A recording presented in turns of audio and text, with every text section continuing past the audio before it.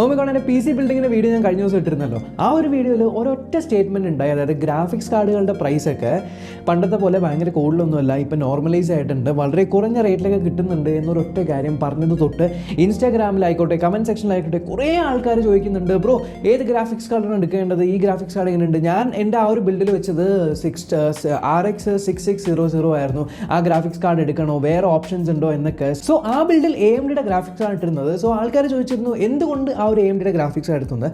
പ്രധാനമായിട്ടും AMDയുടെ തന്നെയായിരുന്നു CPU എന്നുള്ളതുകൊണ്ട് AMDയുടെ GPU എടുക്കുകയാണെങ്കിൽ സോഫ്റ്റ്വെയർ ഫീച്ചേഴ്സ് നമുക്ക് കിട്ടും. FSR, RSR പോലത്തെ സോഫ്റ്റ്വെയർ ഫീച്ചേഴ്സ് കിട്ടുന്നതുകൊണ്ട് തന്നെ 4Kയിലൊക്കെ നമുക്ക് ഗെയിംസ് കളിക്കാൻ പറ്റും. ആൻഡ് ഈ FSR 2.0 RSR എന്നൊക്കെ പറയുന്ന സംഭവത്തിന് വളരെ എക്സ്ട്രീം ആയിട്ടുള്ള ഗ്രാഫിക്സ് കാർഡുകളുടെ ആവശ്യം പോലും ഇല്ല. ഇപ്പൊ AMDയുടെ തന്നെ RX 6400 ഗ്രാഫിക്സ് ഇല്ലേ, അത് തൊട്ട് ഏറ്റവും റീസെന്റ് ആയിട്ടുള്ള അവരുടെ RX 6950 XT അതിൽ വരെ ഈ ഒരു സാധനം സപ്പോർട്ട് ചെയ്യും.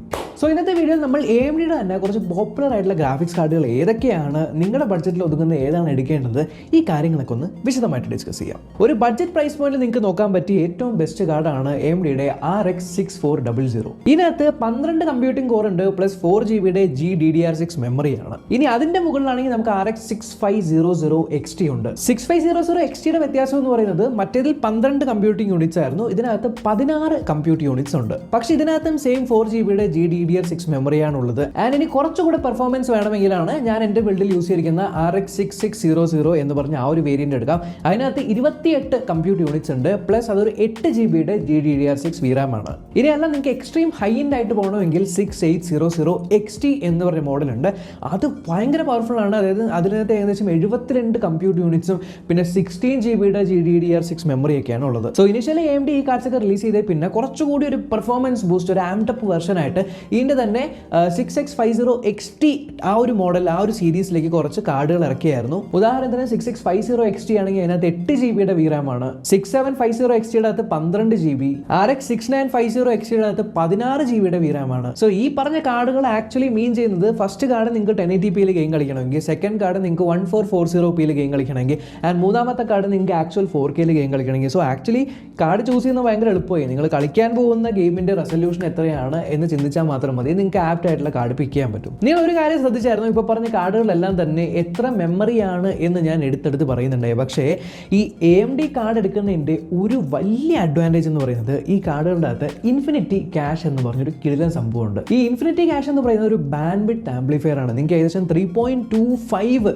ടൈംസ്, അതായത് നോർമൽ 256 ബിറ്റ് 16GB PS-നേക്കാളും നിങ്ങൾക്ക് ലഭിക്കും. ഇപ്പോഴും നിങ്ങൾക്ക് ഈ ഒരു ഇൻഫിനിറ്റി ക്യാഷിന്റെ കൺസെപ്റ്റ് കിട്ടിയില്ലെങ്കിൽ സിമ്പിൾ ആയിട്ട് നിങ്ങൾ ചിന്തിക്കുകയാണെങ്കിൽ ഇവിടെ ഒരു GPU ഉണ്ടെന്ന് വിചാരിക്കുക, ഇപ്പുറത്തൊരു VRAM ഉണ്ടെന്ന് വിചാരിക്കുക. അപ്പോൾ ഇതിന്റെ ഇടയിലാണ് ഈ ഒരു സംഭവം ഇരിക്കുന്നത്. സോ ഇവർ തമ്മിലുള്ള കമ്മ്യൂണിക്കേഷൻ ഫാസ്റ്റ് ആക്കുന്ന ഒരു പരിപാടിയാണ്. AMDയുടെ തന്നെ RDNA 2 ഗ്രാഫിക്സ് കാർഡുകളിൽ നിങ്ങൾക്ക് ഹാർഡ്വെയർ ആക്സിലറേറ്റഡ് റേ ട്രേസിംഗ് ലഭിക്കുന്നുണ്ട്. അതായത് ഓരോ കമ്പ്യൂട്ട് യൂണിറ്റിനകത്തും ഒരു റേ ആക്സിലറേറ്റർ ഉണ്ട്. അതുവഴി ഗുണം എന്താണെന്ന് വെച്ചാൽ നമ്മൾ ഗെയിം കളിക്കുമ്പോഴൊക്കെ കിടിലനായിട്ടുള്ള റിഫ്ലക്ഷൻസ് കാണാൻ പറ്റും. ആക്ച്വലി കുറേ ഗെയിമുകൾ കാണാൻ പറ്റും, കൺട്രോൾ, മെട്രോ എക്സോഡസ്, എന്തിനാ നമ്മുടെ മൈൻക്രാഫ്റ്റ് വരെ നിങ്ങൾക്ക് ഇതിന്റെ ആ ഒരു വ്യത്യാസം മനസ്സിലാവും. ഓക്കെ, ഹാർഡ്വെയറിലുപരി ഞാൻ പറഞ്ഞ പോലെ തന്നെ സോഫ്റ്റ്വെയർ ഫീച്ചർ ലഭിക്കുന്നുണ്ട്. ആദ്യം തൊട്ടേ ഈ ബ്രോ എന്താണ് FSR 2.0 എന്ന് പറയുന്നത് ചിന്തിക്കാത്ത ആൾക്കാരുണ്ടാവില്ല. ഇപ്പോൾ അതിന്റെ അപ്ഡേറ്റഡ് വെർഷനാണ് ഫിഡിലിറ്റി സൂപ്പർ റെസൊല്യൂഷൻ 2.0. അതായത് ഗെയിമുകളുടെ FPS ബൂസ്റ്റ് ചെയ്യുന്നത് എന്നാൽ അതിന്റെ ക്വാളിറ്റിയിൽ കോംപ്രമൈസ് വരുത്താത്ത ഒരു കിടിലൻ ടെക്നോളജിയാണ് ഈ ഒരു FSR 2.0. ഇപ്പോൾ റെസിഡന്റ് ഈവിൽ വില്ലേജ് എന്ന് പറഞ്ഞ ഗെയിം എടുത്തിട്ട് അത് RX 6800 XTയിൽ നിങ്ങൾ 4K പ്രീസെറ്റിൽ റൺ ചെയ്യുവാണെങ്കിൽ ഏകദേശം ഒരു 117 FPS നമുക്ക് ലഭിക്കും നോർമലി. പക്ഷേ FSR നിങ്ങൾ ഓൺ ആക്കി കഴിഞ്ഞാൽ ആ ഒരു സമയം തന്നെ നിങ്ങൾക്ക് ഏകദേശം 279 FPS വരെയും കയറി പോകുന്ന ആലോചിച്ച് നോക്കൂ. 276 279 ഒക്കെ ലഭിക്കുന്നുണ്ട്. അതേപോലെ ഡെത്ത് ലൂപ്പ് എന്ന് പറഞ്ഞ ഗെയിമും 50 FPS ചെയ്ത് 112 FPS പോകുന്നുണ്ട്. ഫാർ ക്രൈ 6 ഒക്കെ ഏകദേശം 60-63 FPS ഉണ്ടായുള്ളൂ. ഇത് ഓൺ ആയി കഴിയുമ്പോൾ നിങ്ങൾക്ക് 96 FPS വരെയും പോകുന്നുണ്ട്. ആൻഡ് ഈ ഒരു FSR എന്ന് പറയുന്നത് ഇപ്പോൾ കറന്റ് സെലക്ടഡ് ആയിട്ടുള്ള ഗെയിമുകളിൽ മാത്രമാണ് ഇംപ്ലിമെന്റ് ചെയ്തിരിക്കുന്നത്. പക്ഷേ പേടിക്കേണ്ട ആവശ്യമില്ല, FSR ഇംപ്ലിമെന്റ് ചെയ്യാത്ത ഗെയിമുകളിൽ നമുക്ക് ഇതേ രീതിയിൽ കളിക്കാൻ വേണ്ടിയിട്ട് അവരുണ്ടാക്കിയിരിക്കുന്ന വേറെ ടെക്നോളജിയാണ് RSR. സോ എനിക്ക് തോന്നുന്നു ലോകത്തിൽ തന്നെ സെയിം കമ്പനിയുടെ അടിയിൽ പ്രോസസ്സറും അതേപോലെ GPUവും ഒരുമിച്ച് ഉണ്ടാക്കുന്നത് AMD മാത്രമേ ഉള്ളൂ. ആൻഡ് അതുകൊണ്ട് ഈ ഒരു CPU GPU നല്ല രീതിയിൽ കസ്റ്റമൈസ് ചെയ്ത് വെച്ചിട്ടുണ്ട്. തമ്മിൽ കണക്ട് ചെയ്യുന്ന സമയത്ത് പക്കയായിട്ട് വർക്ക് ചെയ്യാൻ ആ ഒരു അഡ്വാൻറ്റേജ് നമുക്ക് മറ്റ് കോമ്പിനേഷൻസ് എടുക്കുമ്പോൾ കിട്ടാറില്ല. ഈ പറഞ്ഞിരിക്കുന്ന ഫീച്ചർ അല്ലാണ്ട് വേറൊരു ഫീച്ചറും കൂടെ കണ്ടായിരുന്നു, സ്മാർട്ട് ആക്സസ് മെമ്മറി എന്ന് പറഞ്ഞിട്ട്. അതും ഇതേപോലെ ഗെയിമുകളിലൊക്കെ 15% FPS ബൂസ്റ്റ് ചെയ്യുന്നുണ്ട് ഈ കോമ്പിനേഷനിൽ. ഓക്കെ, ഏത് കോമ്പിനേഷൻ എടുക്കുമെന്ന് ഡൗട്ട് ഉണ്ടെങ്കിൽ ഞാൻ ഒരു ഇമേജ് കാണിച്ചു തരാം. ഈ ഇമേജ് കണ്ടു കഴിഞ്ഞാൽ മനസ്സിലാവും ഏതൊക്കെ കോമ്പിനേഷൻസിൽ നമുക്ക് എത്ര FPS കാര്യങ്ങളൊക്കെയാണ് കിട്ടുന്നതെന്ന്. സോ ആക്ച്വലി ഒരു പെർഫോമൻസ് ബൂസ്റ്റ് അവിടെ കാണുന്നുണ്ട്. ഇത്ര എന്നല്ല, ഇവരുടെ സോഫ്റ്റ്വെയറിനകത്ത് കുറേ ഫീച്ചേഴ്സ് ഉണ്ട്. നമ്മുടെ ഇൻപുട്ട് ലാഗ് കുറയ്ക്കാനായിട്ട് അവരുടെ ഒരു ആൻറ്റി ലാഗ് എന്ന് പറഞ്ഞ ഫീച്ചർ ഉണ്ട്. അതേപോലെ ചില ഗെയിമുകൾ കളിക്കുമ്പോൾ നിങ്ങൾ ശ്രദ്ധിച്ചിട്ടുണ്ടാവും, ഈ ഫ്രെയിമുകളുടെ ഇടയിൽ ഇങ്ങനെ ഒരു കീറൽ ഉണ്ടാവും, ഒരു ടയർ എന്ന് പറയും. അപ്പോൾ ആ ഒരു ടയർ കളയാനായിട്ട് ഇവരുടെ തന്നെ AMD ഫ്രീ സിങ്ക് എന്ന് പറഞ്ഞൊരു ഫീച്ചർ ഉണ്ട്. ഈ ഫീച്ചർ ഏകദേശം എനിക്ക് തോന്നുന്നു 2000 കൂടുതൽ മോണിറ്റേഴ്സ് ഒക്കെ സപ്പോർട്ട് ചെയ്യുന്നുണ്ട്. പ്ലസ് ഇപ്പോൾ സപ്പോസ് നിങ്ങളൊരു പവർ സേവിങ് രീതിയിലാണ് കളിക്കേണ്ടതെങ്കിൽ AMD തന്നെ AMD ചിൽ എന്ന് പറഞ്ഞൊരു പരിപാടിയുണ്ട്.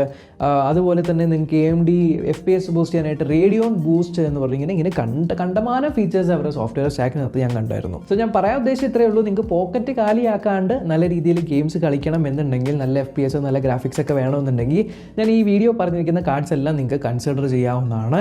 സോ ഗെയിമിംഗ് ചെയ്യുന്നവർ അല്ലെങ്കിൽ ഗെയിമിലേക്ക് പോകുന്നവർ, ഗെയിമിംഗ് ഓറിയൻറ്റഡ് ആയിട്ട് ഉള്ള വ്യൂവേഴ്സിനൊക്കെ ഈ ഒരു വീഡിയോ ഇഷ്ടപ്പെട്ടുവെങ്കിൽ ഡെഫിനറ്റ്ലി ചാനൽ ചെക്ക് ചെയ്യുക. സബ്സ്ക്രൈബ് ചെയ്യാം. സബ്സ്ക്രൈബ് ചെയ്യൂ. തൊട്ട് സൈഡ് ബെല്ലൈക്കൻ ക്ലിക്ക് ചെയ്ത് ഓൾ നോട്ടിഫിക്കേഷൻ എബിൾ ചെയ്യാൻ മറക്കണ്ട. നമുക്കിനി അടുത്ത വീഡിയോ കാണാം. ബൈ.